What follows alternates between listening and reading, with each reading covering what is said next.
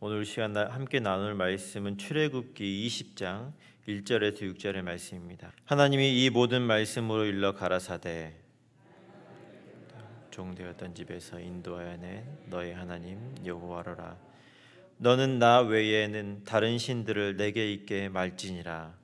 너를 위하여 새긴 우상을 만들지 말고 또 위로 하늘에 있는 것이나 아래로 땅에 있는 것이나 땅 아래 물속에 있는 것에 아무 형상이든지 만들지 말며 그것들에게 절하지 말며 그것들을 섬기지 말라. 나 여호와 너의 하나님은 질투하는 하나님인즉 나를 미워하는 자의 죄를 갚되 아비로부터 아들에게로 3,4대까지 이르게 하거니와 나를 사랑하고 내 계명을 지키는 자에게는 1,000대까지 은혜를 베푸느니라. 아멘. 할렐루야. 아멘. 저희 가정에 둘째 아이가 태어난 지도 벌써 이제 2달이 넘어갑니다. 하루하루가 정말 숨가쁘게 이렇게 지나간 것 같습니다. 새로운 가족이 생겨난 기쁨이 큰 것은 당연한데 또 한편으로는 이 첫째 아이를 바라보면서 좀 미안한 마음도 있고 안타까움이 교차하는 것을 느끼게 됩니다. 둘째의 탄생으로 인해서 아마도 가장 많은 게 충격을 받은 게 우리 첫째 아이가 아닌가. 지난 3년 동안 부모의 사랑을 혼자 이렇게 독차지하고 그 관심과 사랑을 누리다가 갑자기 이렇게 둘째가 태어나면서 그 부모의 관심과 사랑이 이렇게 나뉘어지는 그런 것으로 인해서 상실감을 경험하고 여러 가지 그 감정적인 그 어려움이 있지 않았나라는 생각들을 해보게 되었습니다. 어떤 자료를 보니까 첫째 아이가 둘째 아이를 이렇게 둘째 아이가 태어났을 때 동생이 태어났을 때 그 받는 스트레스가 거의 그 본처가 남편이 외도를 해서 후처를 데려오는 것과 거의 비슷한 정도의 스트레스라고 해요. 그러니까 굉장히 표현은 못하지만 엄청난 스트레스를 아이가 받았다라는 생각이 들었습니다. 제가 둘째 아이를 안고 있으면 첫째 아이가 자기 먼저 안아달라고 늘 이렇게 얘기를 하고 이렇게 바지가랑이를 늘어잡고 자기 먼저 안아달라고 이렇게 얘기를 해요. 그리고 언젠가는 이제 실수였는지 모르겠지만 가지고 있던 장난감을 던졌는데 우연찮게 또 둘째가 맞아가지고 막 둘이 울고 막 난리가, 저희는 막 이제 혼내고 막 난리가 한번 난 적이 있었어요. 그리고 이제 주변에서 이게 어른들이 이제 아이가 이제 둘째가 났으니까 동생 어른들은 항상 그런신 것 같아요. 첫째 아이한테 물어봐요. 동생 예쁘니? 이렇게 물어보면 아이는 이제 기겁을 하면서 나라고 이렇게 얘기를 하죠. 이게 저희 집의 상황이에요. 전쟁 같이 살고 있습니다. 그런데 이제 제가 첫째 아이를 이 질투를 경험하면서 문득 이 하나님에 대한 생각을 하게 되었습니다. 문득 그 생각이 들었어요. 그리고 오늘 이 본문이 생각이 나더라고요. 오늘 성경을 보니까 우리 하나님을 질투하시는 하나님으로 표현하고 있습니다. 5절을 보죠. 5절을 보시면 5절 중반에 이렇게 나와 있습니다. 내 하나님 여호와는 질투하는 하나님인지. 질투하는 하나님. 첫째 아이가 둘째 아이를 이렇게 질투하는 그 모습을 보면서 이 말씀이 생각이 났습니다. 그런데 이 질투하는 하나님, 이 표현이 과연 그 적절한가라는 생각을 해보게 되죠. 하나님 질투한다. 왜냐하면 이게 질투라는 이 단어가 좋은 의도에서 나오는 감정이 아니기 때문에 그렇죠. 일반적으로 질투하는 감정은 이제 상대편을 향한 분노의 감정의 하나이지 않습니까? 그렇기 때문에 좋은 감정이 아닌데 왜 하나님을 질투한 하나님이라고 표현을 했을까? 여기에는 질투에는 2가지 종류가 있습니다. 첫 번째 질투의 감정은 누군가 나보다 더 잘하거나 좋은 것을 가지고 있거나 했을 때 질투하는 거. 쉽게 말해 샘을 내는 거죠. 그 사람이 나보다 더 잘 되는 게 싫고 나보다 더 많은 것을 나보다 더 좋은 것을 가지고 있는 게 싫고 하는 그런 샘을 내는 감정이 질투입니다. 그것이 이제 분노로 향하게 되고 그렇죠? 그리고 또 하나의 질투의 감정이 있는데 그것은 남녀 사이의 감정입니다. 남자 여자 인간관계 사이의 질투. 근데 이것은 상대방이 나 아닌 다른 사람을 더 사랑하거나 좋아할 때 느끼는 감정이죠. 질투. 그런데 여러분, 하나님이 질투하신 하나님이라고 했을 때 이 질투의 감정이 첫 번째일까요? 두 번째일까요? 저는 두 번째일 거라고 생각합니다. 그러니까 하나님이 사실 누군가 더 많은 것을 가졌다라고 해서 모든 것을 가진 하나님이 그거를 질투하지 않으시겠죠. 그러니까 결국은 사랑의 감정으로 인해서 나타나는 질투라는 이 감정이 바로 하나님 앞에서 이 표현되어지는 질투라는 것입니다. 그러니까 마치 이 남녀 사이의 질투의 감정이 오늘 본문의 이 하나님의 질투하심이라는 것이죠. 그러므로 여기서 우리는 한 가지를 깨닫게 됩니다. 하나님께서 질투하시는 이유는 바로 우리를 사랑하시기 때문이라는 거죠. 질투는 하나님의 사랑의 증거입니다. 제 첫째 아이가 둘째 아이를 향해서 질투하는 이유가 뭐냐면 부모의 사랑을 더 많이 받고 싶은데, 아니면 다시 말해서 부모의 사랑을 혼자 다 받고 싶은데 이 부모의 사랑이 나뉘어지니까, 둘째 아이를 향해서 자기가 다 받고 싶은 사랑이 나뉘어지기 때문에 그래서 질투심이 끌어오르는 것이죠. 하나님도 마찬가지이십니다. 오늘 본문에서 이스라엘 백성들에게 말씀하시는 것이 나 외에 다른 신을 섬기지 말고 너희 중에서 모든 다른 우상들을 제하라는 것입니다. 제거하라는 것이죠. 하나님 자신 한 분만이 이스라엘 백성들의 사랑을 전적으로 받기를 원한다는 것입니다. 그런데 다른 우상이 있으면 이 백성들의 마음이 나뉘어진다는 것을 하나님께서 아셨던 것이죠. 그래서 하나님 그것이 싫다는 거예요.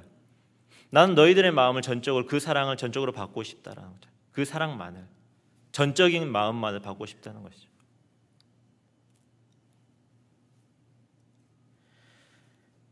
그래서 하나님께서 하나님과 우리와의 관계를 부부 관계로 많이 이렇게 비유하시는 것을 우리가 볼 수가 있습니다. 우리가 하나님의 감정을 제대로 이해하지 못하기 때문에, 그 사랑을 제대로 깨닫지 못하기 때문에 이 부부의 관계로 비유를 해서 너희가 다른 신을 섬기고 다른 것에 마음을 두면 외도다 라고 이렇게 얘기를 하시는 것입니다. 그래서 이 질투라는 오늘 이 표현을 통해서 하나님께서 우리에게 자신의 감정을 얘기하시는 거예요. 너의 배우자가 외도를 하면 느끼는 그 감정이 바로 너희가 우상 숭배할 때, 너희가 우상 숭배를 하고 다른 신을 섬길 때 느끼는 내 감정이다라고 하나님 말씀하시는 거예요. 우리를 죽기까지 사랑하시는 그 하나님이 세상을 이처럼 사랑하사 독생자를 주셨으니, 여러분 이 구절의 말씀들이 이제는 우리의 마음 가운데 이제 깊이 있게 각인이 되고 다가와서 그 감정이 우리 마음 가운데 새겨져야 합니다. 이러한 사랑, 이 감정, 이 놀라운 사랑의 감정을 받은 우리가 하나님께 돌려드린다는 것이 고작 나뉘어진 마음이라면 외도하는 그 감정을 하나님께서 느낀다는 건 당연한 것이죠. 여러분, 주님은 나뉘어진 마음을 원하지 않습니다. 주님은 100% 전적인 마음을 원하십니다. 100% 하나님께만, 다른 것이 아닌 하나님께만 그 마음을 두기를 원하십니다. 과연 여러분은 그렇게 지금 하나님께 그 마음을 드리고 계십니까? 우리가 이 새벽에 진지하게 좀 생각해야 될 것이 바로 이것이에요. 마음을 드리고 있는지, 전적으로 100% 하나님께 마음을 드리고 있는지, 아니면 그냥 형식적으로 거칠애로만 신앙생활을 하고 있는 것은 아닌지. 하나님은 마음을 원하십니다. 다른 것을 원하시는 것이 아니에요. 그냥 형식적으로 하나님 눈에 좀 보여지는 정도, 눈에 밟히는 정도, 그냥 하나님 원하시니까 내가 이 정도만 해야지, 그게 아니라 주님은 전적인 마음을 원하세요. 여러분, 우리가 이 새벽에 그렇게 결단하면 좋겠습니다. 주님, 우리의 마음을 주님께 드립니다. 어떤 외적인 행동이나 그런 것이 아니라 전적인 마음을 주님께 드리겠습니다. 마음이 없는 예배, 마음이 없는 헌금, 마음이 없는 신앙생활이 아닌 마음이 담긴, 전적인 마음이 담긴 삶을 주님께 드리겠습니다. 이렇게 결단하는 이 새벽 시간이 되시기를 바랍니다. 저희 가정에서 첫째 딸아이를 전담하는 게 바로 저입니다. 아무래도 이제 둘째가 모유를 먹다 보니까 둘째는 이제 아내가 전담을 하고 제가 첫째는 이제 전담을 하는데, 그래서 이제 밤에 아이를 이렇게 재우는 것도 이제 제 몫이에요. 한 번은 이렇게 제가 아이를 재우기 위해서 침대에서 한쪽 팔로 베개를 해주고 다른 한쪽으로는 핸드폰을 이렇게 만지면서 아이를 재운 적이 있었어요. 이게 보통 아이를 재우려면 한 30분에서 한 1시간 정도를 이렇게 재워야 돼요. 다독다독 하면서 1시간 정도. 그러니까 저는 사실 그 30분에서 1시간이지만 그 시간이 얼마나 지겹겠어요. 그냥 가만히 앉아서 이렇게 있으니까. 그래서 저도 모르게 이제 한 번은 이제 핸드폰을 보면서 뭐 이렇게 인터넷도 보고 이제 방송도 이제 한국 방송 이제 재밌는 거 있으면 한번 보면서 이렇게 재우려고 이렇게 누워서 이렇게 보고 있었어요. 그리고 아이가 이제 자는 것 같더라고요. 자는 것 같아서 이렇게 보고 있었더니 갑자기 제 손을 확 끌어당기더라고요. 이쪽 손을.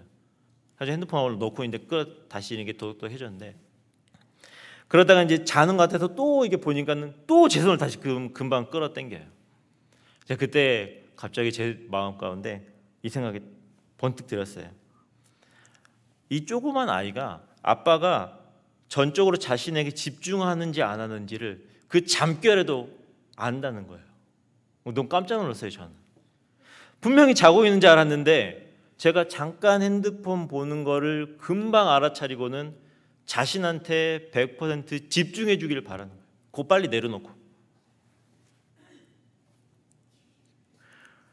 하나님은 여러분 어떠실까요? 제가 이거를 하면서 제 마음이 참 많이 이렇게 떨렸어요. 이 아이도 자신한테 100% 집중해, 이 잠자는 조그만 그 시간에도 자기를 100%좀 재워주기를 바라는데 잠결에도 그걸 알더라고요.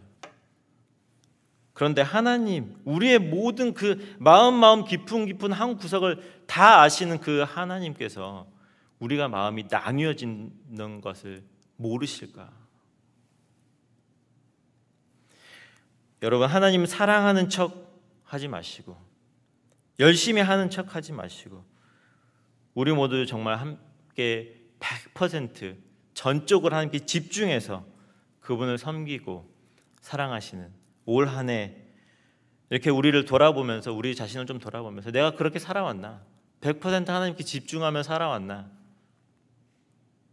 사실은 여러분, 여기까지 이 올 한 해 여기까지 인도해 주신 분 하나님이시잖아요. 내 힘으로 살아온 거 아니잖아요. 그렇다면 우리 한 해를 돌아보면서 그렇게 살아왔는지 한번 돌아보시고 정말 감사하면서 이제부터라도 남은 시간들 또 새로운 한 해 다시 한번 우리의 마음을 점검하면서 하나님께 100% 집중하여 그분 앞에 나아가는 여러분과 제가 되기를 바랍니다. 같이 이 시간에 기도하시죠. 우리가 함께 나눈 말씀을 기억하시면서 정말 마음이 담긴 예배, 마음이 담겨진 삶, 우리가 하나님 앞에서 나뉘어진 마음이 아니라 여기에도 조금 저기에도 조금이 아니라 오직 하나님께만 100% 마음으로 드려지는 우리 삶이 되도록 기도했으면 좋겠고요. 두 번째로 교회를 위해서 우리 담임 목사님과 당회원들과 교육자를 위해서 교육관 건립을 위해서 또 있을 행사들을 위해서 또 세 번째로는 우리 환우들을 위해서 또 이 나라를 위해서 조국 한국을 위해서 이 시간 같이 우리 한 마음으로 같이 한번 간절히 기도했으면 좋겠습니다. 기도하시겠습니다.